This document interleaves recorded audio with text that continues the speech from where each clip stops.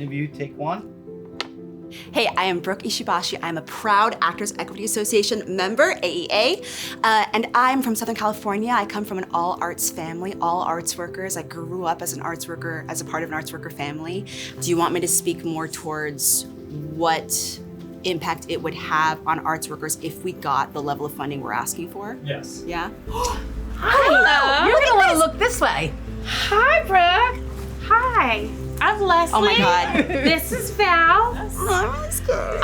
You're amazing. gonna love You did it. great. You are gonna Oh love my this. goodness. 26 different people who you have impacted wrote or sent videos to us in the Union's Power America contest for 2024. Your impact was absolutely undeniable. And for that reason, you are the grand Oh my God. prize winner of the Union's Power America contest. Look at your Your check. prize God! is $50,000. What? And there is more. A trip for two to Spain from our friends at Brooke. When I was 5 years old, my mom asked me what I wanted to be, and I said that I wanted to be a tap dancing doctor, which sounds silly and weird, but I think I knew when I was that young, I can help people and I can entertain them. It wasn't until my work with Fair Wage on Stage and Actors Equity Association that I realized the power that an arts worker has by using their voice and their platform, and that we can affect incredible change when we mobilize, when we organize, when we join unions. I became involved in developing a play, a musical play called Cambodian Rock Band. The play is about the Khmer genocide in the 1970s. It's a play that celebrates the legacy of the folks who perished during the genocide, and it celebrates the survivors. Most genocide survivors are unable to talk about their trauma. As we started performing this show, the children of the survivors saw themselves through my character, through the daughter, and realized that this was a platform through which they could heal with their parents. So they started dragging their parents to the show. They would stand up and they would point to the stage and they would say, my husband was there and he didn't survive. And this woman's son stood up next to her and said, this is the first time I'm ever hearing this story. I didn't know my mother had another husband before my father. And these talkbacks would turn into my survivors giving testimony about how they survived and what they saw and how they were never able to connect with their children over this because they wanted to protect their children. And so this play became a platform for survivors and their children to heal. So we were seeing transgenerational healing happening in real time.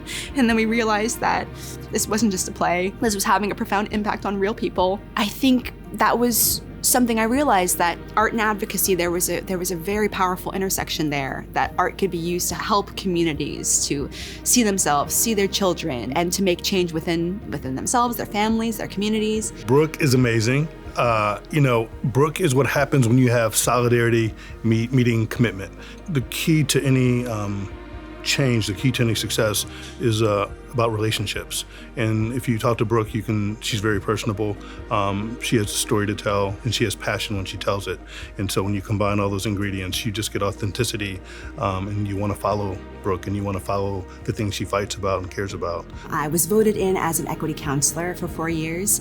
That term changed my world. And through that, when the pandemic hit us in 2020, I co-founded Be an Arts-Cio. We founded Be an Arts-Cio out of desperate need because at the time, all of our friends were losing their homes, getting kicked off their health insurance because they didn't qualify and couldn't put food on the table. And at that moment, we realized there was an opportunity to band together, create a unified front, and get every arts worker, all of the 5.1 million arts workers in the country, to band together to be a unified front and to lobby Congress for the proportionate relief that we deserved. We created toolkits, social media toolkits. We created social media campaigns, and we got everyone who would listen to us to post about it and to be tagging their legislators. Matthew Lee Earlbach, our co-founder, started to pen an open letter to the US Senate.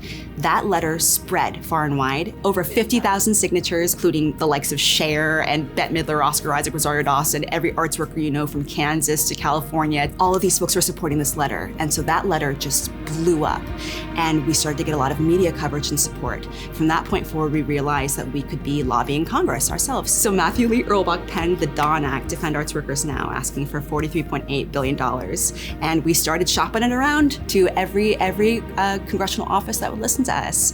And it was astounding to see that it was nonpartisan, because they understood our economic impact and they understood that they needed us to keep their local economies afloat. We're an economic workforce, and if we were contributing now it's $1 trillion to the US economy. We realized that we had an economic testimony to bring to them as one of the most powerful economic workforces in the entire nation. There's still so much work to be done. I think at this point, we need to be heard as a legislative priority with Congress. We have to remember that arts workers have voices that people listen to. We just have to be unafraid. We have to be bold and courageous in using them and leveraging that power. When I think about how amazing this award is for Brooke, you can't help but think about how many lives Union Plus has touched. Union Plus changed my life through the benefits that were there for me and the lives of many of the workers that I encountered along my journey. When we talk about what value do we bring to our members, there's the value of working under a collective bargaining agreement, but then there's that value that comes from being part of a union community, and Union Plus brings that aspect of it. And so on behalf of our 50,000 members at Actors Equity Association and the labor movement, we're just so happy that Union Plus is part of this world and part of our experiences, because we couldn't do it without you. To all supporters of Union Plus, we have a special message for you from Arts Workers United. Visit artsworkersunited.com. You can become a member. We're launching right now for just $12 a year. That's $1 a month. And we will then make you a legislative priority for all arts workers, supporters of arts workers, people who consume art, who are patrons of the arts, families of arts workers. We are here, we have your back, and we will make you a legislative priority with Congress so that we will receive the economic investment that we deserve that's proportionate to our contributions to the U.S. economy. So join Arts Workers United today. Thank you so much.